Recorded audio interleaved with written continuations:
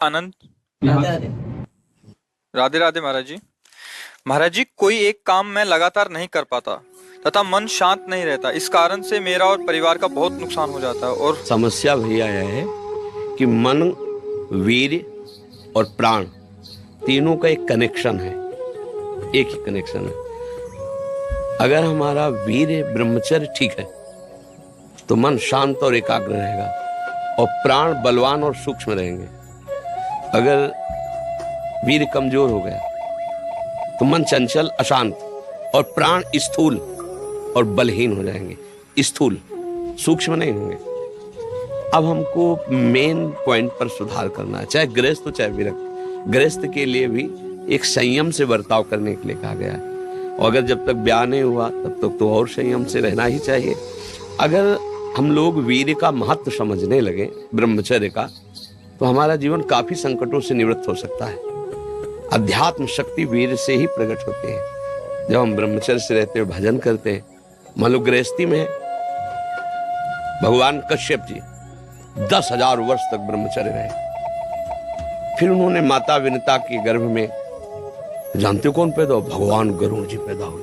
कितने बलशाली, भगवान के वाहन, पूरे विश्व ब्रह्मांड को अपने एक पंखे में रख के उड़ सकते हैं। 10,000 वर्ष भजन किया तो फिर गरुड़ जी पैदा हुए। अगर गृहस्थी में भी है, संयम से रहकर भजन करके फिर तो बुद्धिमान, ज्ञानवान, बलवान बालक पैदा होगा। मुझे लगता है ब्रह्मचर्य की तरफ से हमारे समाज की दृष्टि हटती चली जा रही है। मनोरंजन के भाव में वो ब्रह्मचर्य, इसलिए हमारा मन अशांत। बोलो अब इस समय आप यौवन अवस्था में हो, इस समय तो उत्साह रग रग में रहता है, नहीं, चेतना रग रग में रहती है। हम नए बच्चों को देखते हैं उत्साहहीन, मतलब जैसे डिप्रेशन में हो। चेहरा देखकर ऐसा लगता है जैसे परेशान हो। क्यों परेशान है?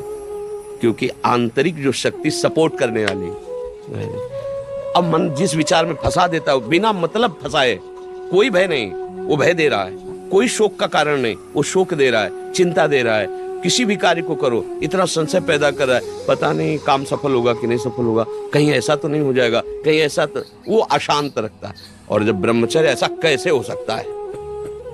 बल है ना, अध्यात्म बल, शारीरिक बल की बात नहीं कहते, ऐसा कैसे हो सकता है? यदि एक बार ऐसा हुआ तो 1000 बार मैं प्रयास करूंगा और इस पर विजय। वो मतलब एक जिद्दी स्वभाव, एक निष्ठा, उसी से आती है, उसी से।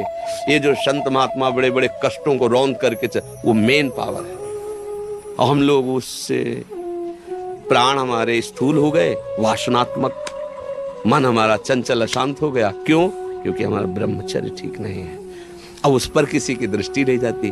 अब ब्रह्मचर्य कैसे ठीक हो? हमारा संग ठीक नहीं, हमारा भोजन ठीक नहीं, हमारा दृश्य ठीक नहीं, हमारा श्रवण ठीक नहीं, गंदी बातें देखे, गंदी बातें सुने, गंदा विचार आए, गंदी क्रियाएं करें, फिर ब्रह्मचर्य कैसे रहा जा सकता है? अगर सुधार करो तो अभी बहुत बढ़िया समय है, कोई ज्यादा अवस्था तो हो नहीं गई। ब्रह्मचर्य का सुधार करो। हम सबसे कहते हैं व्यायाम करो। बिना शरीर को थकाए ब्रह्मचर्य को पचाया नहीं जा सकता।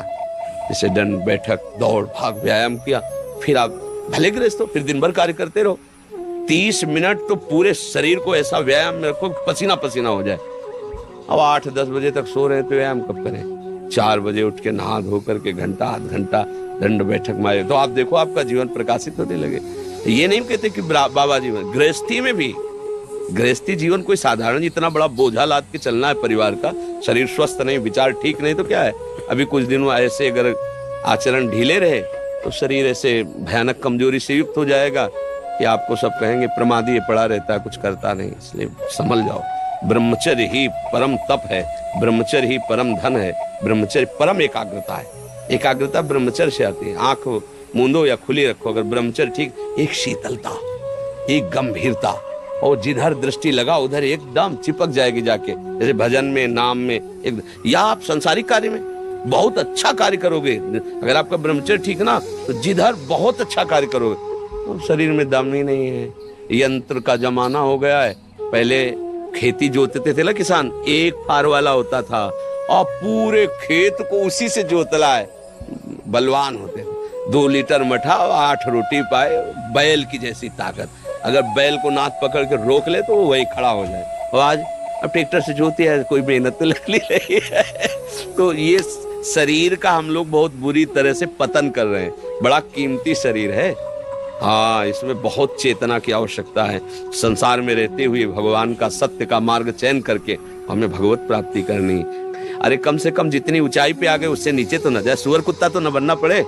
मनुष्य बन गए हैं तो ऊंचे चढ़े कि नीचे गिरे, पर यह ध्यान नहीं रहता।